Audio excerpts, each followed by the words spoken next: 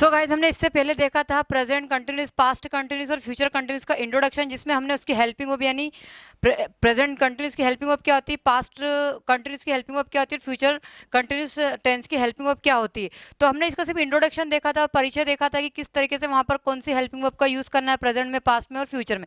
So guys आज हम उसमें से उन तीनों कंटिन्यूस टेंस में से आज का जो हम वीडियो देखेंगे वो है प्रेजेंट कंटिन्यूस टेंस का। प्रेजेंट कंटिन्यूस टेंस में यानी हिंदी के वाक्य के अंत में क्या आएगा, जब भी आपके हिंदी के वाक्य के अंत में सिंपल कि रहा है, रही है, रहे, तो आपको इस तरीके से सेंटेंस यानी हिंदी में जब आपको इंग्लिश में ट्रांसलेट करना है तो आपको यहाँ पर सब्जेक्ट इज एम आर और आपको वर्ब के साथ वर्ब की फर्स्ट फॉर्म के साथ आपको आईएनजी फॉर्म लगाना है, यानी उसको वर्ब की फोर्थ फॉर्म भी बोलते हैं और जेरंड फॉर्म भी बोलते हैं। तो सिंपल हम देखेंगे गाइस कि प्रेजेंट कंटिन्यूस टेंस में आपको जो इसका सेंटेंस स्ट्रक्चर होता है वो subject is am are plus verb की फर्स्ट फॉर्म के साथ आईएनजी और ऑब्जेक्ट आएगा। अब सिंपल हम एक यदि एग्जाम्पल से देखते हैं कि वहाँ पत्र लिख रही है, तो यहाँ पर वहाँ पत्र लिख, तो वहाँ के लिए हम क्या लगाएंगे, शी। हेल्पिंग वर्ब क्या हो जाएगी, इज। राइटिंग क्या हो गई, मेन वर्ब। और यहाँ पर लेटर क्या होगा, रेस्ट ऑफ पार्ट यानी ऑब्जेक्ट। तो इस तरीके से हमारा एक सेंटेंस है गाइस। और हम इसके और भी सेंटेंस इस तरीके से देख सकते हैं कि देखेंगे कि प्रेजेंट कंटिन्यूस टेंस को हम अफर्मेटिव सेंटेंस यानी हम कोई चीज़ को अफर्मेटिव बोलते हैं, सकारात्मक वे में बोलते हैं, नेगेटिव सेंस में बोलते हैं, है ना। हम येस और नो के क्वेश्चन यानी इंटरोगेटिव सेंस में बोलते हैं। और आपको डब्ल्यूएच यानी आपको जब सेंटेंस में येस और नो से आप आंसर क्वेश्चन से या आंसर से आप सेटिस्फाई नहीं हो पाते हो तो आप वहाँ पर क्या लगाते हैं, डब्ल्यूएच वर्ड लगाते हैं। और डब्ल्यूएच वर्ड के साथ आपको जितने भी आपके डब्ल्यूएच वर्ड होते हैं, why, when, at what time, at what purpose, in which, ठीक है ना, which, how many, how much, इस तरीके आपको डब्ल्यूएच वर्ड लगाना है। हु में आपको सब्जेक्ट का पता नहीं होता है। तो ये हमारा सेम स्ट्रक्चर होता है जिसमें आपको सेंटेंस सिंपल बनाना है। रहा है यानी आपको कोई वहाँ लिख रही है तो शी इज राइटिंग। अब उसको नेगेटिव बनाना है कि वहाँ नहीं लिख रही तो शी इज नॉट राइटिंग। क्या वहाँ लिख रही है, इज शी राइटिंग। वहाँ क्यों लिख रही है, वाई इज शी राइटिंग। और कौन लिख रहा है, हु इज राइटिंग, है ना। मैं इंग्लिश पढ़ा रही हूँ, आई एम टीचिंग इंग्लिश। मैं इंग्लिश नहीं पढ़ा रही हूँ, I am not teaching English. क्या मैं इंग्लिश पढ़ा रही हूँ, एम आई टीचिंग इंग्लिश। मैं इंग्लिश कब से पढ़ा रही हूँ, from when am I teaching English. और कौन इंग्लिश पढ़ा रहा है, हु इज टीचिंग इंग्लिश, है ना। आप सेंटेंस बना रहे हो, यू आर मेकिंग सेंटेंस। आप सेंटेंस नहीं बना रहे हो, you are not making sentence. क्या आप सेंटेंस बना रहे हो, आर यू मेकिंग सेंटेंस। आप सेंटेंस कितने बना रहे हो, how many sentence are you making. और कौन सेंटेंस बना रहा है, हु इज मेकिंग सेंटेंस या हु आर मेकिंग सेंटेंस। तो इस तरीके हमारे सेंटेंस को ट्रांसलेट करना है।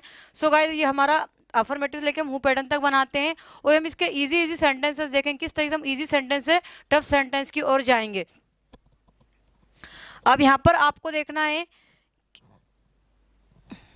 अब यहाँ पर गाइज आपको देखना है कि हमने देखा है कि अलग अलग सब्जेक्ट के साथ हमने क्या लगाया, कहीं पर इज लगाया, कहीं पर एम लगाया, कहीं पर आर लगाया। तो इसका कॉन्सेप्ट समझने के लिए आपको किस पे ध्यान देना पड़ेगा, सब्जेक्ट पर। यानी आप सब्जेक्ट क्या लेते, जब भी आप सब्जेक्ट सिंगुलर सब्जेक्ट लेते हैं, कौन कौन से, शी, ही, इट, नेम, ये आपका singular noun of subject. Singular noun subject क्या होता है, जैसे आपको बोलना हो चाइल्ड, यानी एक बच्चे की बात होती हो, एक फ्रेंड की बात होती हो, ठीक है, मदर फादर की बात होती हो, तो यहाँ पर आपके सिंगुलर नाउन ऑफ सब्जेक्ट होता है। अब आप यहाँ पर देखेंगे कि हमेशा आई के साथ क्या आता है, एम आता है। क्या आता है, आई के साथ एम। यानी आपको जब भी आई लगाना तो आप लगाएंगे आई एम। जब भी आपको इज लगाना है तो शी इज। ही के साथ लगाना है तो ही इज। इट के साथ लगाना है तो इट इज। राम के साथ लगाना तो राम इस। अब यहाँ पर बारी आती है आपकी आर की, यानी आपके ये प्लूरल सब्जेक्ट कौन कौन से होते हैं आपके, यू, वी, दे, पीपल, जितने भी आपके प्लूरल नाउन ऑफ सब्जेक्ट होते हैं। प्लूरल नाउन ऑफ सब्जेक्ट का मतलब होता है, जैसे मैंने पीपल बोल दिया, फ्रेंड्स बोल दिया,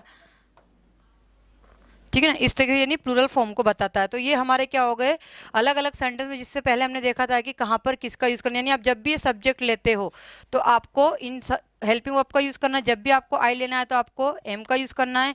और जब आप ये सब्जेक्ट का यूज़ करते हो तो आपको क्या लेना है, आर हेल्पिंग वर्ब का यूज़ करना है।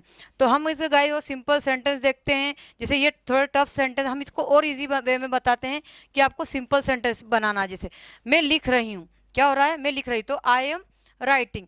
हम खेल रहे हैं, वी आर प्लेइंग। तुम जा रहे हो, you are going, you are going. आप पीछे कोई रेस्ट ऑफ पार्ट नहीं लगा रहे हो, सिंपल आप बोल रहे हो, मैं बोल रही हूँ, आई एम स्पीकिंग, मैं जा रही हूँ, आई एम गोइंग। तुम सुन रहे हो, यू आर लिसनिंग, मैं लिख रही हूँ, आई एम राइटिंग। हम खेल रहे हैं, वी आर प्लेइंग, हम हंस रहे हैं, वी आर लॉफिंग।